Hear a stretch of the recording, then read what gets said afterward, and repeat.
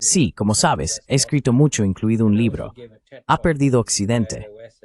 Y también di una charla TED sobre en qué se ha equivocado Occidente. Quiero enfatizar que cuando hablo del fin de la era de la dominación occidental en la historia mundial, que es lo que estamos viendo, no estamos viendo el fin de Occidente, ¿de acuerdo? Occidente seguirá siendo una civilización fuerte y poderosa, muy poderosa. Tiene una enorme cantidad de recursos, y el Occidente combinado todavía posee casi una cuota mayoritaria de la economía global, así que no se les puede descartar. Pero al mismo tiempo, si observas las tendencias, Occidente se está volviendo en general más poderoso o menos poderoso. No hay duda de que Occidente se está volviendo menos poderoso. Su cuota del PIB global está disminuyendo.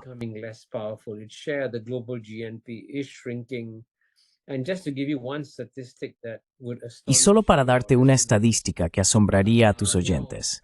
Sabes, yo vengo del sudeste asiático y nuestra organización regional es la ASEAN, la Asociación de Naciones del Sudeste Asiático.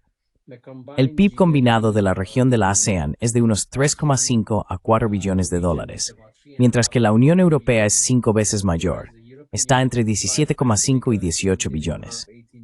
Y sin embargo, a pesar de que la Unión Europea es mucho más grande que la ASEAN aportó más al crecimiento económico global en la década de 2010 a 2020 que la Unión Europea. Esto es sorprendente. Nuestra economía es una quinta parte del tamaño, pero aún así aportamos más al crecimiento económico global. Eso es una señal de cómo Europa, en cierto sentido, está en declive. Ahora bien, la economía estadounidense no está en declive. La economía estadounidense sigue siendo muy fuerte y poderosa, pero, como todos sabemos, la sociedad estadounidense es ahora un lugar profundamente problemático.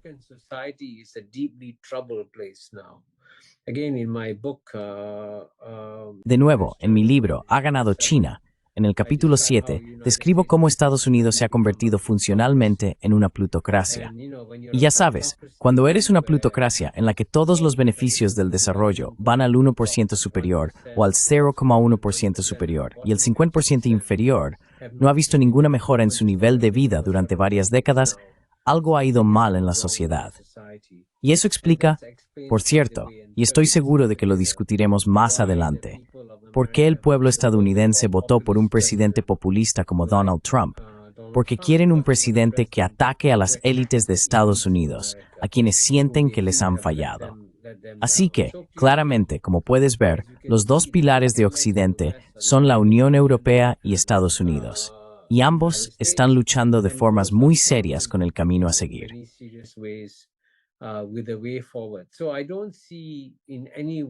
Así que no veo de ninguna manera que vuelva la dominación occidental de la historia mundial. Ahora bien, por supuesto, el otro gran problema, que espero que discutamos, es que existen diferentes formas y medios de gestionar el fin de la dominación occidental. Occidente podría hacerlo de manera más sabia, aprendiendo a compartir el poder con otras partes del mundo, pero esto es algo que Occidente es incapaz de hacer. Y no es una afirmación descabellada, porque, por ejemplo, puedo decirte que tras la crisis financiera global de 2008-2009, en la reunión del G20, los países occidentales acordaron que los futuros jefes del FMI y del Banco Mundial serían seleccionados en función del mérito, no de la nacionalidad. Y eso fue, por cierto, hace 15 o 16 años. ¿Y adivina qué?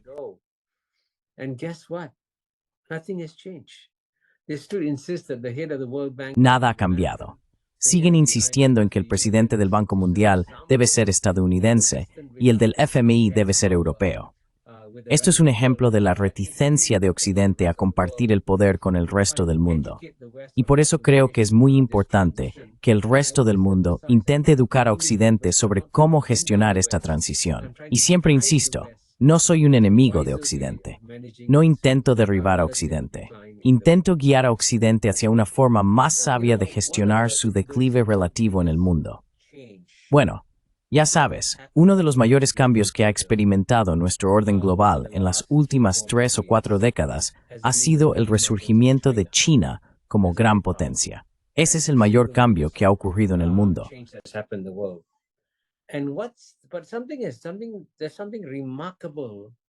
Pero hay algo notable en la forma en que China ha surgido que la mayoría de la gente no conoce, incluidos los occidentales.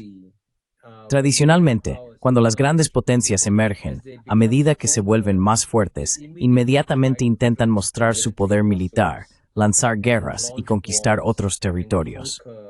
Así es como ha sucedido. De hecho, la persona que señaló esto es un profesor de Harvard a quien conozco bien, el profesor Graham Allison. En su libro titulado Destinados a la Guerra, que cito en mi libro, Ha ganado China, dice que los estadounidenses a menudo desean que China sea como Estados Unidos. Y les advierte a sus compatriotas, tened cuidado con lo que deseáis. Dice que cuando nosotros, los estadounidenses, nos volvimos poderosos, en algún momento de la década de 1890, fue cuando Estados Unidos emergió como la potencia número 1 del mundo.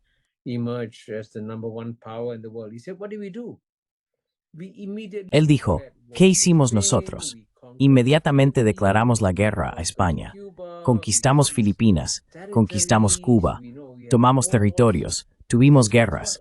Dice que eso es lo que hacen todas las grandes potencias, y añade que afortunadamente China no se está comportando como lo hizo Estados Unidos cuando emergió como gran potencia. Así que es sorprendente que China no haya librado una gran guerra desde 1979, cuando tuvo un conflicto importante con Vietnam en la frontera chino-vietnamita.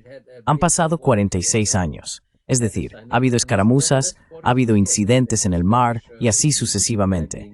Pero no ha habido ninguna guerra importante. Y eso es notable para una gran potencia que emerge de la manera en que lo ha hecho China, sin librar una gran guerra. Y esto es algo que deberíamos acoger con satisfacción.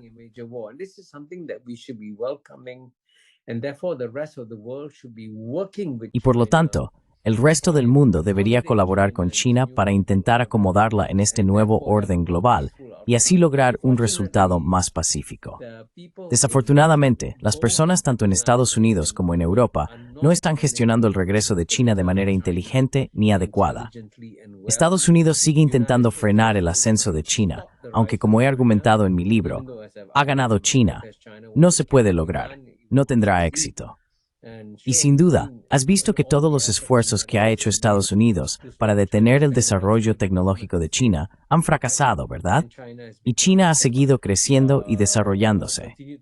De manera similar, los europeos tampoco han sido capaces de gestionar el ascenso o regreso de China.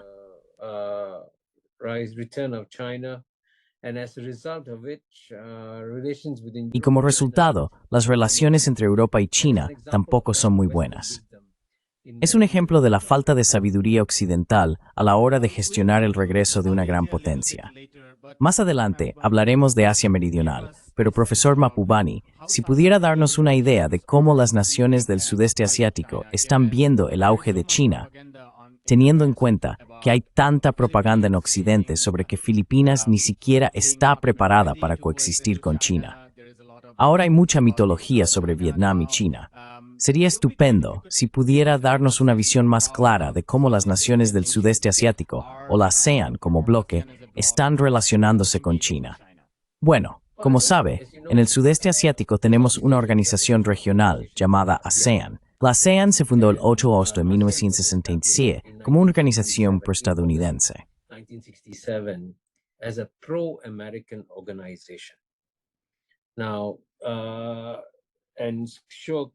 Ahora ha crecido y tenido éxito a lo largo de los años.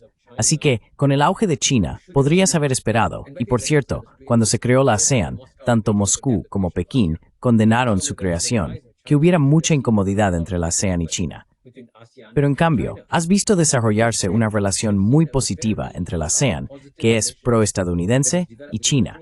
¿Y por qué es así? Porque creo que hay algo sobre los chinos que la mayoría de la gente no entiende o no valora lo suficiente. Siempre piensan a largo plazo. Siempre están planificando cómo será el mundo dentro de 2 o 3 décadas y cómo adaptarse a ello.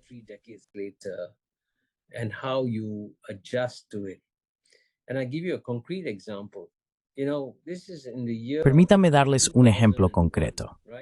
Esto fue en el año 2001, ¿verdad? Hace 24 años. En ese momento, China aún no era una gran economía. De hecho, la economía estadounidense en ese entonces era 8 veces mayor que la economía china en 2001. Lo sorprendente es que ya en aquel entonces, China se convirtió en el primer país del mundo en proponer un acuerdo de libre comercio con los países de la ASEAN. Ahora bien, esto resulta bastante impactante, porque los mejores amigos de la ASEAN eran Estados Unidos, luego Europa Occidental, Japón, Corea del Sur, Australia, Nueva Zelanda y Canadá. Pero ninguno de estos países propuso un acuerdo de libre comercio a la ASEAN. El primer país en hacerlo fue China. Y eso fue un movimiento preventivo brillante por parte de China frente a cualquier política de contención estadounidense.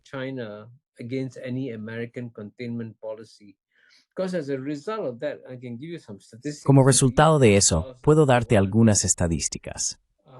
En el año 2001, el comercio de Estados Unidos con la ASEAN era de 135 mil millones de dólares, que era 3 veces mayor que el comercio de China con la ASEAN, que solo era de 40 mil millones de dólares.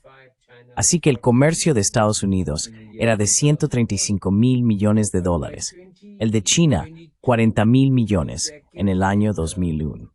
Pero en 2022, 2 décadas después, como resultado del acuerdo de libre comercio entre China y la ASEAN, aunque el comercio de Estados Unidos con la ASEAN aumentó significativamente de 135 mil millones a 500 mil millones de dólares, el comercio de China con la ASEAN pasó de 40 mil millones a 965 mil millones de dólares, casi 1 billón. Así que como puedes ver, los chinos pensaron a largo plazo y se preguntaron, ¿dónde queremos estar con nuestros vecinos de la ASEAN dentro de 20 años?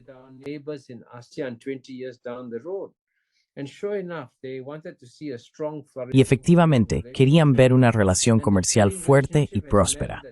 Y esa relación comercial ha significado que los países de la ASEAN no se hayan sumado a una política de contención contra China. De hecho, aunque siguen manteniendo muy buenas relaciones con Estados Unidos, también tienen muy buenas relaciones con China. Y esta es, en general, la política de todos los países de la ASEAN. Por supuesto, hay altibajos y algunos problemas específicos. En el caso de Filipinas, por ejemplo, Filipinas tiene algunos desacuerdos con China sobre ciertos bajíos y arrecifes en el mar de China Meridional. Pero creo que en general, Filipinas sigue intentando mantener la política de la ASEAN de conservar cierto grado de relaciones estrechas con China.